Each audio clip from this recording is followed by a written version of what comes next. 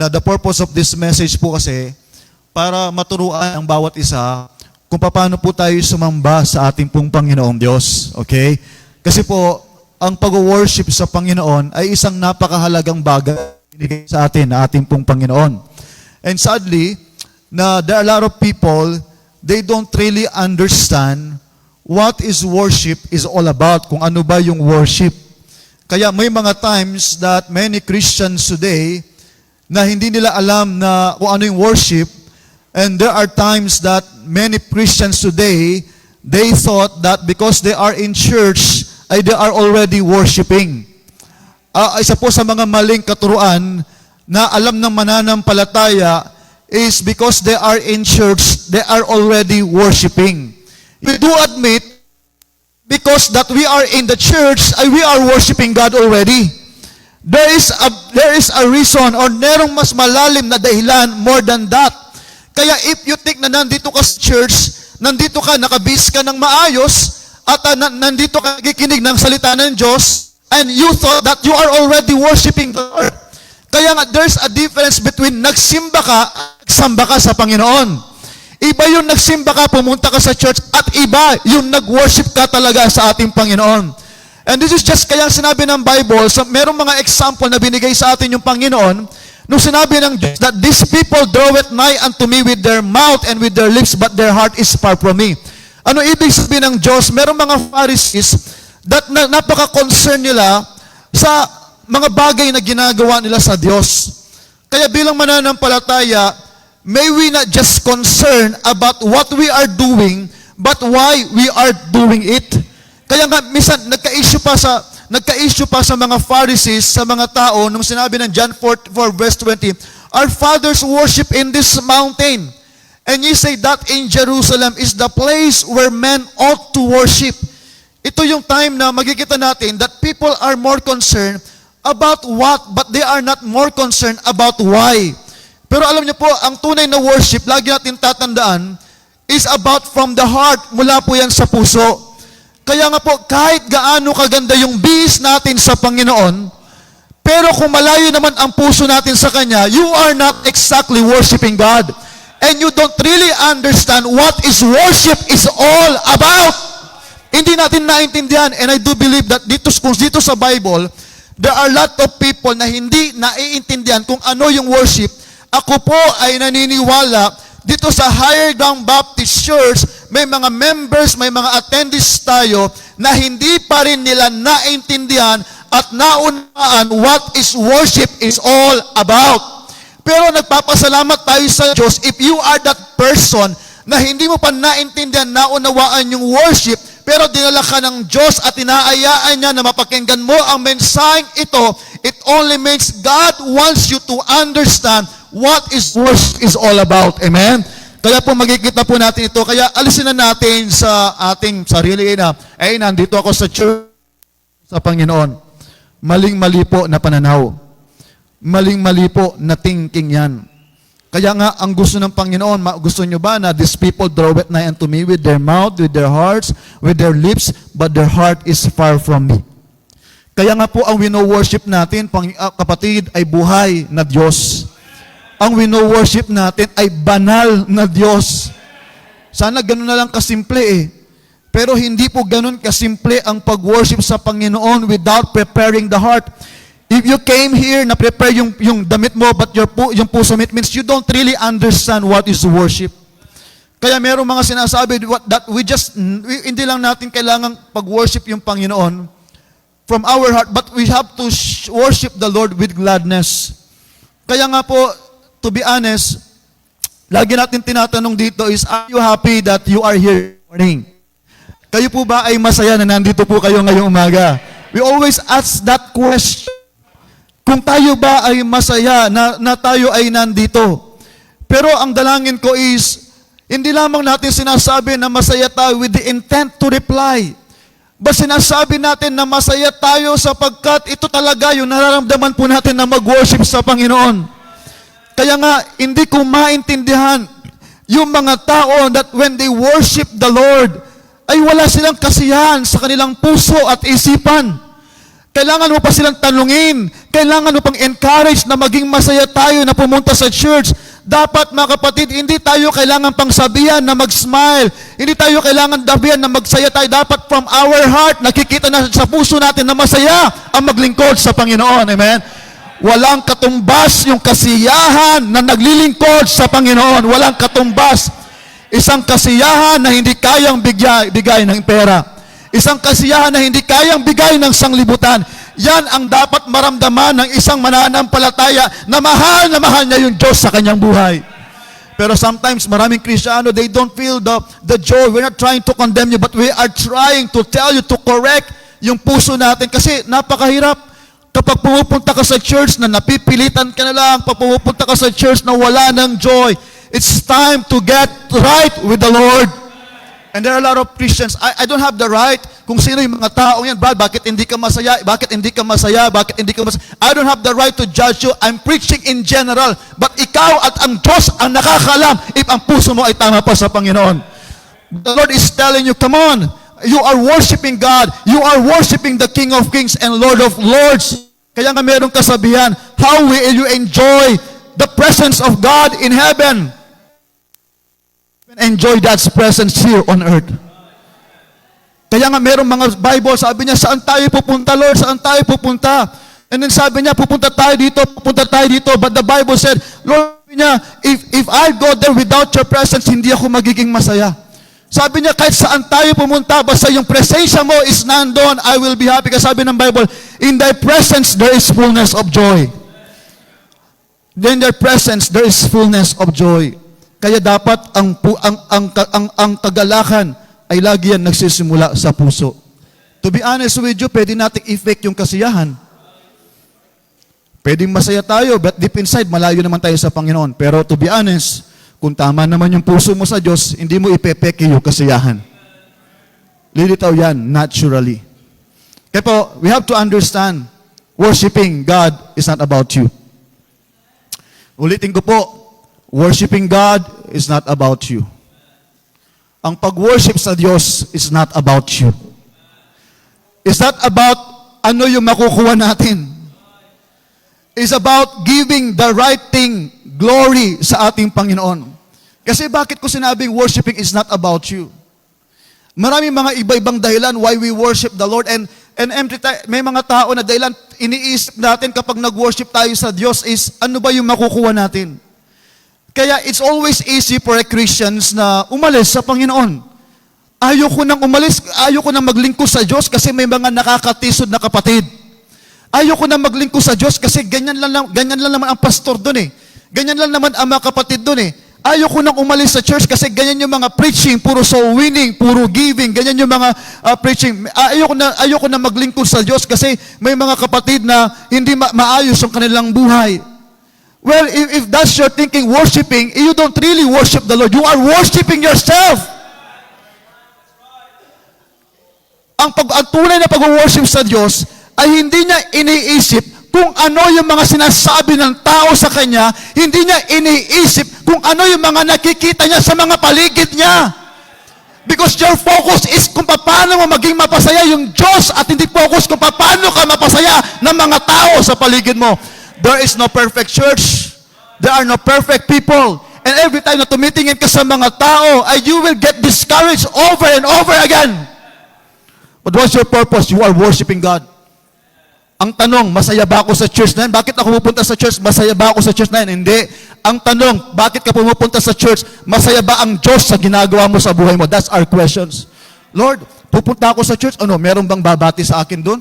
Meron ba magkakamay sa akin? I-welcome ba ako? I-entertain ako doon? O baka mamay patataman? Hindi. Pupunta ka sa church, sitting there thinking, what can I give to the Lord? If that's your thinking sa pag-worship, hindi ka magkakaproblema. Hindi tayo ma-offend. Hindi tayo, alam niyo po, marami nang umalis sa church because they get offended. Kaya sabi ko sa mga leaders, if you talk to somebody and they get offended, that's not the reason is.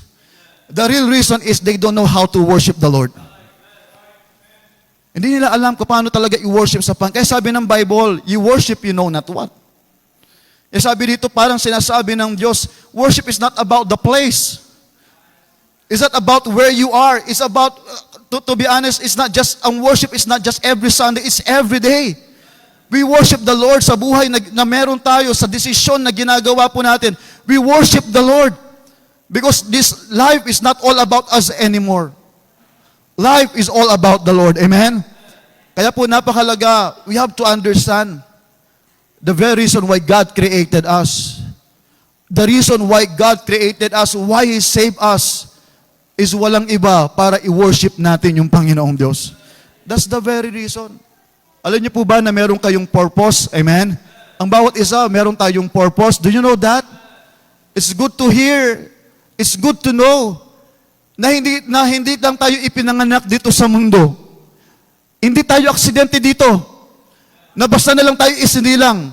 May purpose yung Panginoon why He created you. There's a purpose. God has a purpose why He saved you. God has a purpose. Kaya pag hindi mo ginagawa yung purpose mo sa buhay mo, you're nothing. You will get stressed. You will get depressed. Because you're not doing your purpose. Go back to your purpose, and that is to worship God. What is to worship God? That's your purpose. Kaya even ito mga natin ito, merong purpose yan. At yung mga purpose nitong sound system natin yan, ang purpose ng mga TV natin yan, hindi po yan pan-display. Ang purpose yan is para gamitin at higit sa lahat magamit sa kaluwalhatian ng Diyos. At alam ko na niligtas tayo ng Diyos, nilagay tayo sa Higher Ground Baptist Church, hindi tayo pan-display. Kundi gusto niya na gamitin ka ng Diyos na mag-worship sa Kanya. Kaya napakalaga po na magkaroon muna tayo ng right relationship with God. Meron tayong tinatawag na true worshiper, true worship, and true worshiper. And God is referring to the true worshiper. Naniniwala po ako na unang-una, ang true worshiper must be saved. Kailangan po siyang maligtas. Ang taong hindi ligtas ay hindi siya pwede makapag-worship sa ating Panginoon ng tunay. Ulitin ko po, ang taong hindi ligtas ay hindi siya tunay na makakapag-worship sa Panginoon. Kaya if you are here this morning, wala ka pang pagkakinlanlan sa ating Panginoon Hesus, hindi mo pa siya kilala bilang sa tagapagligtas mo, hindi ka pa sumampalataya sa Kanya, this is the right time na tanggapin mo si Kristo sa puso mo. Sapagkat you will never enjoy worship, you will never understand worship unless na ikaw ay magkaroon muna ng tunay na relasyon sa ating Panginoon. Kaya dati, marami, ang tingin ng iba, ang pag-worship ay boring. Di ba? Kaya yung iba, meron silang mga iba-ibang paraan para mapasaya yung worship nila. Di ba? Ano yung iba-ibang paraan? Yung iba, maglalagay ng drums. Yung iba, magpapakain. Yung iba, during the worship, magpapagames. Kakaroon ng mga iba-ibang dahilan para sumaya ang worship. Sabi nila, nasa panahon na tayo ngayon na modern. At kailangan palitan natin yung mga lights natin. Dapat yung ilaw natin, yung papatay-patay. Kailangan sumayaw tayo. Ganun po yung mga klase ng worship para mapasaya. Pero alam niyo po, ang tao, ang tunay na kasayahan sa worship ay wala po sa mga bagay na yan, kundi sa puso. Kaya nga po nung hindi ko kilala yung Kristo, boring eh. Bakit kaya itong mga to nagsisimba sila? Bakit kaya meron kami nakausap kahapon, dati siya nagsisimba. Bakit ngayon hindi ka na nagsisimba? Kasi tinatamad na akong magsimba eh. Dati daw, lagi siya nagsisimba, pero ngayon, bakit hindi ka na nagsasamba, nag-worship? Kasi tinatamad na akong magsamba. Pero alam niyo po, yan ang mangyari kapag wala ka talagang tunay na relasyon sa ating Panginoon.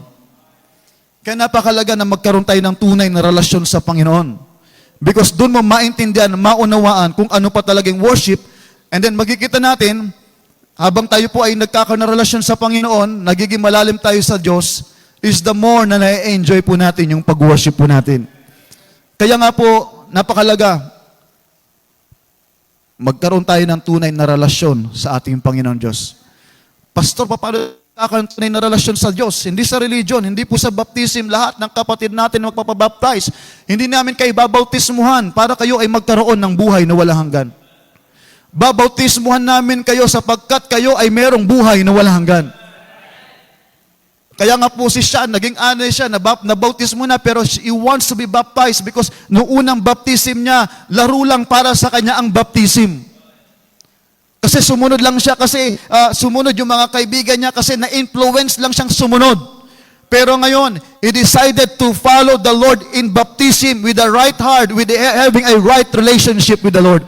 Mapapabautismo na siya, kasi meron na siyang tunay na relasyon sa Panginoon. Hindi ka namin pwedeng kaya huwag niyo sabihin, ang goal namin mga Baptist, hindi para makilala kami, but to make Jesus known sa buhay ninyo. In-invite namin kayo, Brother Arnel, hindi para kilalanin yung religion namin, kundi kilalanin niyo si Kristo bilang sa rin tagapagligtas. But as many as receive Him, to them gave He power to become the sons of God. Even, sabi ng Bible, even to them that believe on His name. Now, napakalaga. Andyan pa kayo? Amen? Once na tinanggap mo na si Kristo, napakalaga na kilalanin mo si Kristo ng lubusan. Because you cannot worship God if you don't really know who He is. Hindi nyo pwedeng sambahin yung Diyos kung hindi mo talaga kilala kung sino siya. Just for example, kilala nyo ba si Jesus Christ? Say aloud, Amen. Amen. So praise the Lord. But I will give you example. Para to get deeper doon sa sinabi ni Apostle Paul that I may know Him and the power of His resurrection. If I'm going to ask you, halimbawa, si Anjo, kilala mo ba ako, Anjo? Okay. Gaano ka sure na kilala mo ako? 100% sure, 50%, 10% kilala mo ba ako, Anjo? Kilala daw ako ni Anjo. Okay? Si Sanjo, kilala mo ba ako, Sanjo? Kilala mo ako. Okay. Kung kilala niyo ako, tanungin ko kayo, ano yung paborito kong pagkain? Di ba? Kung kilala mo ako, Anjo, anong paborito kong color? Hindi mo alam? Hindi nyo alam? Sabi nyo, kilala nyo ako. Eh, yun yung sinasabi ko when we talk about know the Lord. Kilala niyo ko, but they don't know exactly kung kailan kami kinasal. You don't know exactly anong paborito kong color, anong paborito ko. And same thing, we always say that we know God. But the reality is, many people today, they don't really know who God is. They just know Him by name. Because this is just a challenge to you. If you really know who God is, you will never treat Him the way you treat Him right now. Do you understand what I'm saying? Ulitin ko po, if kilala nyo talaga ang Diyos sa buhay nyo, hindi nyo siya itatrato ng the way na itrato nyo siya ngayon. Kung talagang kilala niyo yung Diyos, matatakot ka sa Kanyang presensya, matatakot ka sa Kanyang kabanalan, at ikaw ay magkakanisa na pag-worshipin, sasambahin mo siya, at ibibigay mo yung buhay mo because you know who God is. If you know who God is, even matatakot ka sa mga bagay na sa paligid mo because you know who God is. Yung takot sa puso mo ay mawawala because you know who God is. Pero sometimes, we just know God by name. But we don't really know who He is.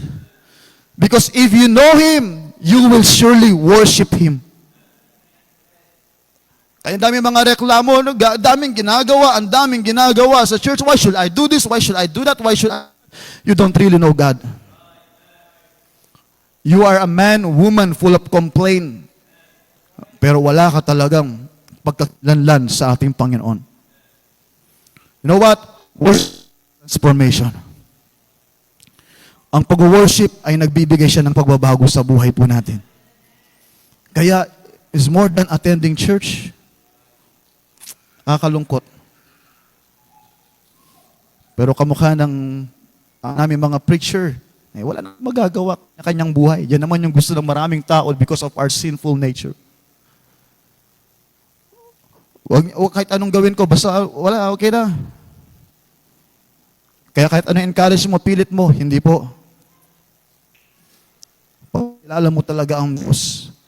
Nagsisi ka sa iyong kasalanan. Tinanggap mo si Kristo, nakilala mo. Hindi pwedeng hindi ka baguhin ng ating Panginoon. If any man being Christ is new creature, all things are passed away. Why Apostle Paul ay mamamatay na Kristiyano? Pero nakilala niya yung Diyos, he was transformed. Kaya walang makakapagbago sa buhay natin kundi ang Diyos lamang. Once you understand. Kaya nga sabi ko, Brother Edgar, magbago ka na. Brother Mecho, magbago ka na. Brother Arnel, magbago ka na. But it's really hard. You cannot do it on your own. But once they have known the Lord, magigita mo unti-unti, magbabago, kasi nagkaroon na ng tunay na relasyon sa ating Panginoon. At mas nakilala yung Diyos ng lubusan. Worship, it's giving. It is giving honor and respect to God. And that is the reason why we gathered in this place. We are not here to honor the preacher, the singers, the church, or traditions. We are here to humble ourselves before our great God and give Him the glory He deserves. So we should not come to church to get a blessing. We should come before God daily, whether it is here, at home, or wherever, to give glory, honor, respect, and reverence to the Lord God Almighty. That's why every time we come here, we have to come with a humble heart because you are worshiping God. May mga ilang bagay po, nasa introduction pa rin po tayo, wala pa po tayo sa points. Are you still there? Amen? Gusto ko talagang matuto tayo mag-worship. And kung maging honest po tayo, kahit naman po ako kung magiging honest lang po ako sa inyo, kung kukunin ko lang po talaga yung meaning ng worship, kung magiging honest lang po ako sa inyo, not all the time I worship the Lord. May mga instance sa buhay ko na hindi ko na-worship yung Diyos. At yun yung mga bagay na pinagsisihan ko sa buhay ko. Sana ganyan din po tayo. Kaya po, we have to be reminded over and over again. Masakit po, pero totoo, I don't want to be hypocrite in your eyes. May mga times sa buhay ko that hindi ako nag-worship sa Diyos. I'm just doing what I have to do. But sometimes, wala na yung puso mo sa ginagawa natin. Kaya magigita po natin, worship is about giving praise to the Lord. Sa ating introduction po sa Psalm chapter 96, tingnan po natin sa Psalm chapter 96.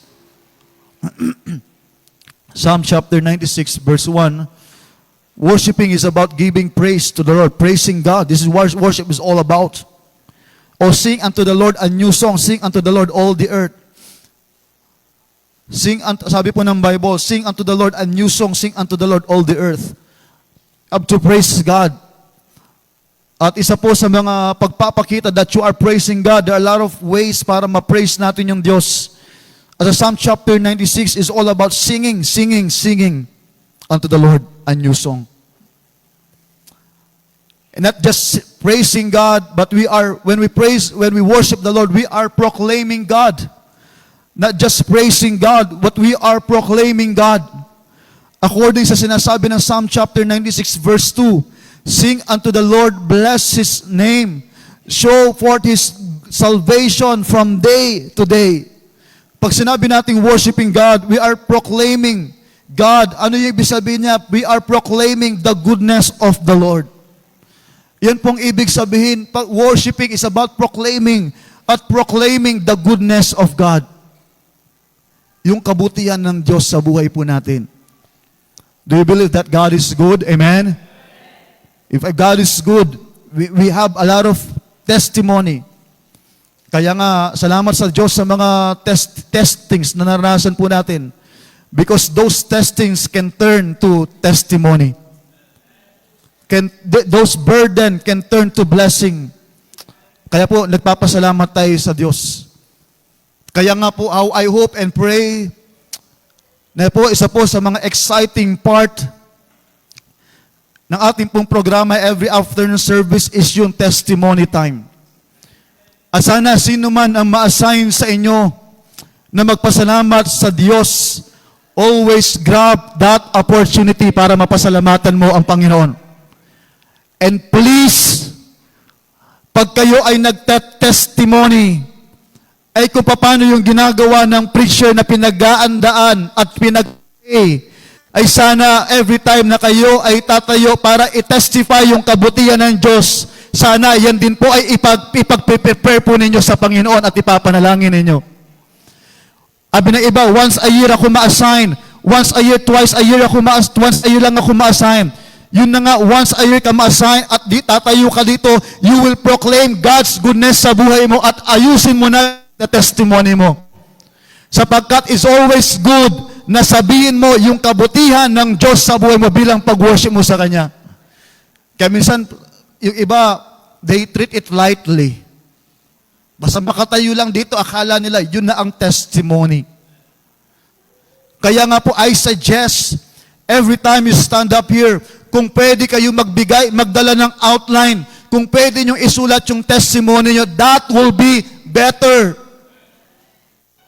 Isang pagpapakita lang na pinrepare mo at may mga times pa sa buhay mo, kapag sinusulat mo yung testimony mo, pag sinusulat mo yung kabutihan ng Diyos, merong time sa buhay mo na napapaiyak ka pa. Amen? Because God is good. And kailan natin naranasan? Huling naranasan yung kabutihan ng Diyos sa buhay po natin. Sa buhay natin, there are a lot of things that we can testify sa Panginoon. Pero sana yung mga testimony natin ay hindi lamang 5 years ago, hindi lamang 3 years ago. Kundi sana even yung mga lately na nangyari sa buhay natin, we can still testify that God is good. So maraming Kristiyano, ang mga testimony nila 5 years ago, 6 years ago, 10 years ago.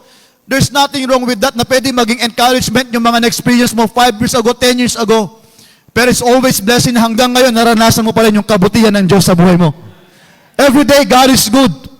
Kung magte-testimony ako about what happened last week, I can still testify that God is good sa buhay ko. For this past few weeks, this week lang po, ang daming karamdaman po na may mga karamdaman po ako na talagang tinira po ng kalaban.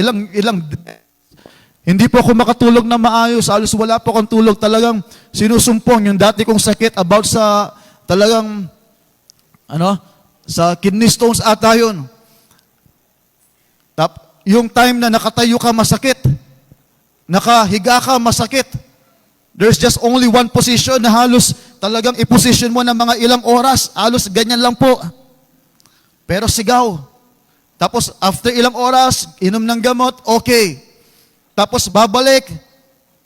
Tapos, until such time na napakahirap po. Talagang iyak na iyak. Pero nagpapasalamat po kami.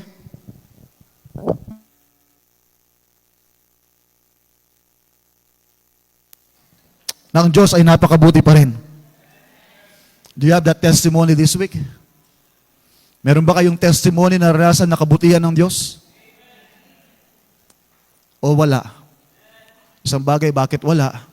Kasi you are more focused on yourself. You are focused what you can do, this is what I do, this is what I did, this is what I did. No. It's all about God. Nakapagtrabaho ka because of God's goodness eh. Pero bakit hindi nyo na-realize? Kasi akala nyo nakakapagtrabaho ka dahil sa sarili mo eh. But if you always acknowledge God sa buhay mo, lahat ng bagay na meron ka is all from God. Kaya nga po, we don't worship the Lord because there are a lot of things na hiningi tayo sa Kanya. Andyan pa kayo, amen? We worship the Lord because there are a lot of good things na binibigay niya sa atin. Kaya nga po, lagi ko sinasabi na minsan magkikita mo na napakahirap sa Kristiyano na maglingkod sa Diyos and you are asking yourselves, ano ba yung kasalanan ng Diyos sa inyo? Bakit hindi nyo siya ma-worship sa Panginoon, yung Panginoon? Ano ba yung nagawa ng kasalanan ng Diyos kung bakit hindi nyo maibigay yung buhay nyo sa Panginoon? Minsan, kung magiging honest lang tayo, mas concerned tayo sa sinasabi ng boss natin eh. Mas concerned tayo sa sinasabi ng mga kamag-anak natin. Mas concerned tayo sa sinasabi ng teacher natin. Where the truth of the matter is, dapat mas concerned tayo kung ano ba yung sinasabi ng Diyos sa atin. Because He is the source of our everything. We have to proclaim God's goodness. Sabi nga, hindi po nakakaya, napasalamatan yung Diyos. God is good, the goodness of God. But may we be all reminded that worshiping God is not just about acknowledging His goodness, but acknowledging who He is. We worship God not just because of what He has done. Although what He has done to us ay pwede maging inspirasyon po natin. But we have to worship God because of who He is. Because it's always easy to worship God when everything na nangyari sa buhay po natin ay masaya, ay maayos. Pero it's not always to worship God kapag ang nangyari sa paligid po natin ay hindi na maayos.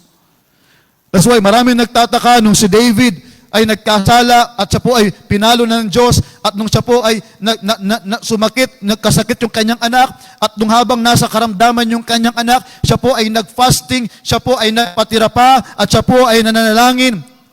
Pero sabi niya, siguro he's asking, buhayin mo yung aking anak and I will save you, Lord. Habang may sakit, hindi po talaga wala siyang ginagawa, hindi siya kumakain, talagang nagpatira pa siya, nagpipray, humingi ng mercy sa Diyos, napagalingin ng Diyos yung kanyang anak. Pero all of a sudden, instead na gumaling yung kanyang anak, ay namatay po yung kanyang anak. Ay yung mga tao ni David, hindi nila alam paano sabihin si David na habang nagpipray siya, sasabihin sa kanya, David, patay na yung anak mo. But wala silang magawa nung nabalitaan ni David na patay na yung kanyang anak, ay siya po ay tumayo at pumunta sa temple at siya pa rin po ay nag-worship sa Panginoon. Do you understand me? Amen? This, nasabi ng ibang tao, pambira yan si David. Bakit nung hindi patay yung kanyang anak, ganyan, nung namatay, dun siya nag-worship sa Diyos. Is acknowledging kung ano yung mga consequence na hinarap niya during that time. And you know what? We have to learn to worship God in every situation, circumstances na meron tayo. May mga tao, Brad, bakit ka masaya? Kasi pinagpapala ako ng Diyos eh. Kasi marami kaming blessing ngayon eh. Tapos magkikita mo pagka next Sunday, malungkot na naman siya eh. Bakit ka malungkot, Brad? Kasi wala palang blessing, wala pala siyang tinanggap. Hindi po. Dapat matuto tayo in every situation that we have. Let's worship the Lord. Lord, hindi maganda yung naramdaman ko ngayong araw eh. Lord, grabe yung mga pinagdaanan ko this week. But a Sunday, I will still worship you. If you are here this morning, praise the Lord. Tagumpay po yung Panginoon sa buhay po natin. Praise God. Praise the Lord. Kaya we have to proclaim the goodness of God. At according sa Psalm chapter 96, we're not just going to proclaim the goodness of God, we are to proclaim the gospel of God. Declare His glory. Sabi ng Bible, show forth His salvation from day to day. At napakahalaga na ang Diyos na pinaglilingkuran po natin ay makilala din ng ibang tao. And that's the reason why we go out and preach the gospel to other people. Because we want them na makilala yung Diyos na pinaglilingkuran po natin. We want them na matanggal yung pagkabulag nila sa kalabang diablo. That's why we preach the Word of God to other people. Kaya church, as far as the Bible is concerned, the main thing is winning souls to the Lord. And it's always a blessing po.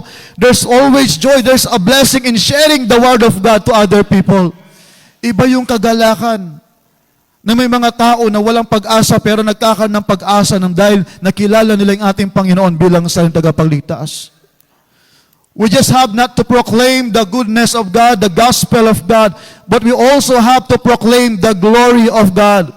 Declare His glory among the heathen, His wonders among all people. We have to proclaim the glory of God. Worshiping is not just about praising God. It's not just, andyan pa po kayo, amen? It's not just about proclaiming God, but it's also about prioritizing God. Worshiping God is all about prioritizing God sa buhay natin. Ang sabi po ng Bible sa verse 4, basahin po natin sabay-sabay. Ready, go. For the Lord is great and greatly to be praised. He is to be feared above all gods. Ang sabi ng Bible, one of the reason kung bakit tayo binigyan dito na iyan po, isabi ng Bible, for the Lord is great and greatly to be praised. And then sabi niya, He is to be feared above all gods. Sabi ng verse 5, for all the gods of the nations are idols, but the Lord made the heavens. Dito sa time po na ito, ay magkikita po natin how Christians should prioritize God sa kanilang buhay. Pag sinabi nating prioritizing, ang ibig sabihin po natin ay kailangan siya yung pinaka-laging number one sa buhay po natin. Siya po ang laging, we are not commanded sa Bible. Andyan pa kayo, amen? Listen. We are not commanded to worship God also. But we are commanded to worship God only and Him. Siya lang po ang worship natin. Hindi pwede pag Sunday you worship God and Monday to Saturday, iba-iba na yung worship natin. Kaya nga, I always thought that Sunday is the last day of the week. Pero nung ako po ay naging Kristiyano, doon ko talaga na-realize na found out the Sunday is the first day of the week. That's why we give Sunday for the Lord because He deserve it. Deserve ng Diyos ang araw ng linggo para sa Kanya. That's what we mean when we say you have to prioritize the Lord. Pastor, worship ko naman yung Diyos. No, we have to worship God only. Kaya nga, dito sabi ng Bible, you have to be fear above all gods. For all the God of the nations are idols, but He that made the heavens. At alam naman po natin, pag sinabi nating idols, ay ito po, ay hindi lamang ito yung mga gawa ng mga tao. But when we talk about idols, ito yung mga bagay na inuuna o mas pinapahalagan natin kaysa sa Diyos. Ulitin ko po, ang idols na tinukutukoy ng Bible ay hindi lamang po itong mga rebulto, kundi ang lahat ng mga bagay na pinapahalagahan natin or inuuna natin sa Panginoon. Those are idols. At ito po ang nakakalungkot, even something that is good can become an idols. Even yung akala nating mga magagandang bagay ay pwede nating maituring na idols. And what are they? Who are they? It can be family. Pwede, darating yung time na ang pamilya natin ang nagiging idols natin. Pwede yung ating career. Pwede yung pag-aaral natin. Pwede yung trabaho natin. Pwede yung business po natin. Pwede yung hobbies natin. Those things can become our idols. Kung yung mga bagay na yan, even your cellphone can be your idol. Kung yung mga bagay na yan ay inuuna natin sa Diyos, ayun po ang mga nagiging idol po natin sa buhay. And remember this, Christians. An idol is something that is controlling you. Kapatid, wala tayong iba gusto mag-control sa buhay natin kundi yung Diyos. Pero if you have that idol sa buhay mo, there are something that is controlling us nang hindi natin namamalayan. Hindi nyo papansin, hindi nyo na paglingkuran yung Diyos kasi kinokontrol ka na ng mga bagay na ito. Binabawal ka na na maglingkod sa Diyos. Those are idols at nakakatakot. Kaya nga akala natin maganda may idols, hindi lang natin namamalayan na yan ang paraan ng dyablo para kontrolin niya tayo. Yung mga idols na yan. Kaya sana sa buhay natin, wala tayong ibang gustong i-priority, wala tayong gustong unahin sa buhay natin, kundi ang Panginoong Diyos lamang. At naniniwala po ako that when you prioritize God sa buhay mo, everything will follow. Magiging maayos po lahat. Naniniwala po ba kayo sa Matthew chapter 6 verse 33? Anong sinabi doon? Seek ye first, but seek ye first. There's word but. But seek ye first the kingdom of God and His righteousness, and all these things shall be added unto you. Pag pinriority mo yung Diyos sa buhay mo, kapag inuna mo yung Diyos sa buhay mo, lahat ng bagay ay susunod. Magiging maayos po lahat. We always want the verse, all these things shall be added to you, but we don't want the phrase, but seek ye first the kingdom of God. Araw ng Sunday, pwede tayo magtrabaho. Kaya nga yung iba, because of their lack of faith, magtatrabaho ako sapagkat kung hindi ako magtatrabaho ngayon, ay wala akong kakainin. There are a lot of members na araw ng Sunday, ay pwede sila magtrabaho, but they choose not to work because they want to glorify the Lord. They want to give place. Yun po ang ibig sabihin, prioritizing the Lord. Nakakalungkot. Hindi na po, marami mananampalataya, hindi na Diyos ang wino-worship nila. Hindi na Diyos ang prioritize nila. Sarili nila at ibang bagay. Tapos magtataka tayo kapag nagkagulo na ang buhay natin. Dahil sa time na sisiyan natin yung Diyos. Na-experience ng maraming tao. Pero di natin alam, hindi po sa lahat ng kahirapan natin, ang Diyos ay may kasalanan. Most of the time, sa kahirapan natin, kung magiging honest lang po tayo, ay bunga yun ng hindi natin pagsunod sa ating pong Panginoon.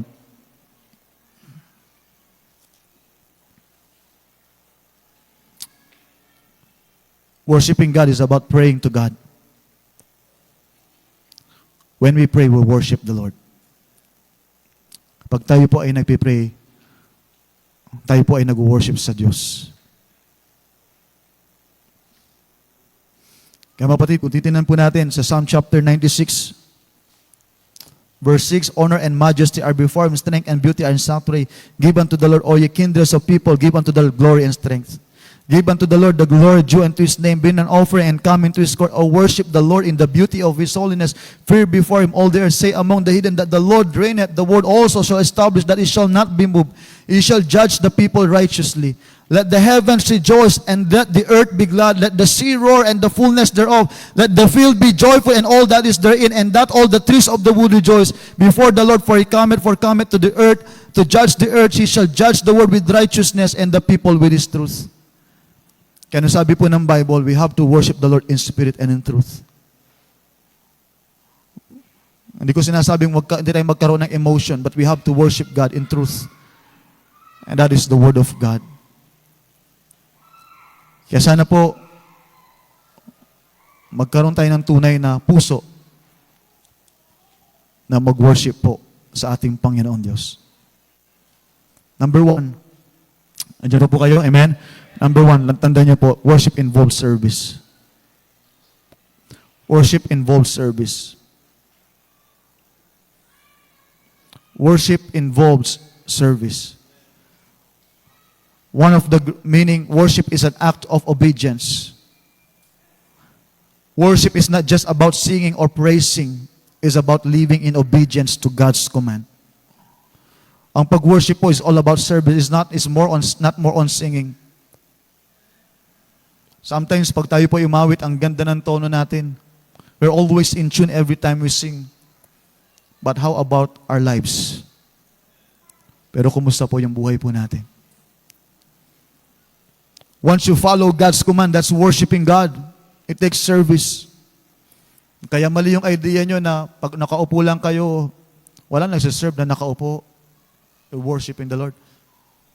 You are just here to listen. But tunay na pag-worship, hindi lamang inside the church, but outside the church. Pag wala ka na, you're still worshiping. Nakikita ba ng ibang tao that you are a Christians? Worshiping involves sacrifice. Hindi ko na po babanggitin po lahat sapagkat lack of time na po tayo. Pero yung alabaster box sa Matthew chapter 26, we have a lot of example po sa Bible is about sacrifice. At sana wag naman po nating ituring na yung paglilingkod sa Diyos ay sacrifice. You just know what I mean when I say sacrifice. But wala tayong pwedeng gawin sa Diyos na may tuturing nating sacrifice. Mamaya, meron tayong pangalawang service, 1:30 p.m. Instead of 5 p.m., gawin nating 1:30 p.m. Are you happy that we have worship service ng 1:30 p.m.? Hindi lamang morning, kundi afternoon. Diba, yan na naman. Gusto ko lang po kayong i-remind, you are working at least 6 days a week. Some of you 5, kung meron mang 5, minimum na yun. You are working 6 days or 5 days a week. At pag kayo po ay nagtatrabaho, minimum na yung 8 hours na nagtatrabaho kayo.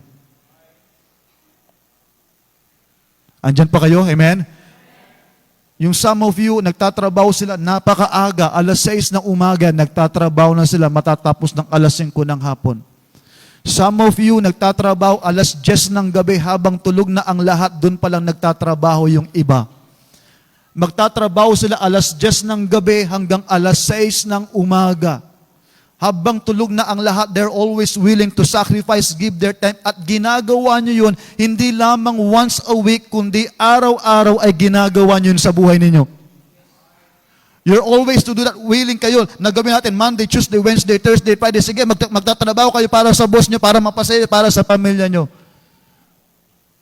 How I hope na magkaroon din tayo ng desire or more than desire para po sa ating pong Panginoon. Tapos yung iba, 1:30 p.m., ituturing is sacrifice. Yung evening service, ituturing sacrifice. Yung Tuesday prayer meeting, ituturing sacrifice. Those are not sacrifice, those are privilege. Those are a great opportunity na binigay sa atin ng Panginoon. Ang sinasabi ko lang, if you can do that, do this sa iyong trabaho, sa iyong pag-aaral, is why not we volunteer ourselves to worship the Lord? Na ibigay na natin sa Kanya yung buong Sunday para sa Kanya. Actually naman buong Sunday, 2 hours ng morning, 2 hours ng afternoon. Kaya sana po, huwag na natin ipagkait po yung para po sa Panginoon. Worshiping God involves service. It involves sacrifice. Ito po ang number 3 na hindi magawa lahat. It involves surrendering. It involves surrendering. Anyan kayo? Amen? Ano ibig sabihin po ng surrendering? Surrendering is this. Ibigay mo yung buhay mo sa Diyos. Ibig sabihin, let Him take control ng buhay natin. Lord, kayo na ang bahala. I will surrender my life to you. It's not always easy. Is not always easy because of our sinful nature. Pero I hope and pray na matuto nating isurrender yung buhay natin. In summary, you worship, you know not worship. What? We're talking about genuine worship. Napakalayo talaga. Napakalayo ng pagkakaalam natin sa tunay na worship. If you don't understand yung word na surrender sa Panginoon. Andiyan pa kayo, amen? To be honest with you, as I study this surrendering life, hindi ko alam paano ko explain sa inyo kung paano yung mabuhay na may surrender. Hindi ko alam how can I explain paano ba yung buhay na isurrender mo, yung buhay mo sa Diyos. Hindi ko alam. As long na ikaw mismo, ikaw na yung bahala sa buhay ko. Ano man ang mangyari, ikaw na po yung bahala. That's what we mean when we say surrender. And the question, how many of us this morning are very much willing to surrender their lives to the Lord? How many of us? Tayo po lahat ay tumayo. Lord, ngayon po umaga, I just did what I have to do, and that is to preach your word. And you know my heart, Lord, as I prepare this message. Una-una, ito po ay paalala sa akin at paalala sa bawat isa about worshiping you. Because our goal in this church, hindi lamang po kami dumami. Dumami yung bilang. Kundi gusto namin, Lord, ang bawat isa magkaroon ng tunay na pag-worship sa inyo. They will understand what is worship is all about. Kaya, Lord, it's really hard because of your holiness. Dahil po sa inyong kabanalan at dahil po sa aming kasamaan, ay napaka-imposible Pinagpapasalamat po kami, Panginoong Diyos, that you gave your Holy Son, the Lord Jesus Christ. Para po kami ay linisin, pakabanalin. At maintindihan, maunawaan po namin kung ano po yung pag-worship. Lord, kayo po ang kumilos sa puso at isipan ng bawat isa to understand what is worship is all about. Mga kapatid, this message is for you. Yes, it is for you. Ang mensahe po ito, hindi po para sa katabi mo. Ito po ay para sa iyo. At gusto lang po tayong i-remind ng Diyos, worship is not about you. It's not about what you feel. It's not about what you see. It's not about what you can get. It's about worship. It's about God. Kung paano natin mapapaligaya yung Diyos sa ating pong mga buhay. At nawa ngayong umaga ito, napakalaga na maging tama po yung puso po natin sa Kanya. And give us a heart, give us understanding of na ma-experience natin yung genuine, yung tunay na pagsamba sa Kanya. And may we all come together to the altar this morning. Lord, gusto ko ma-experience yung true worship na hindi po na-experience ng iba. That's why the Bible said, I'm looking for true worshipers. The Lord is looking for true worshipers. And will you be that one? A worshiper that is always willing to serve God. A worshiper who is always willing to sacrifice, to serve Him no matter what it takes. A worshiper is always willing to surrender everything to the Lord. This is the most important thing. When we say surrender, ibig sabihin na hayaan mo yung Diyos na kumilos totally sa iyong buhay. May God help us to surrender our lives to the Lord. And it's not easy. Because marami tayong iniisip. Kapag sinurrender ko ang buhay ko sa inyo, paano yung mga pangarap ko? Paano yung future ko? Paano yung mga pangangailangan ko? Well, let's go.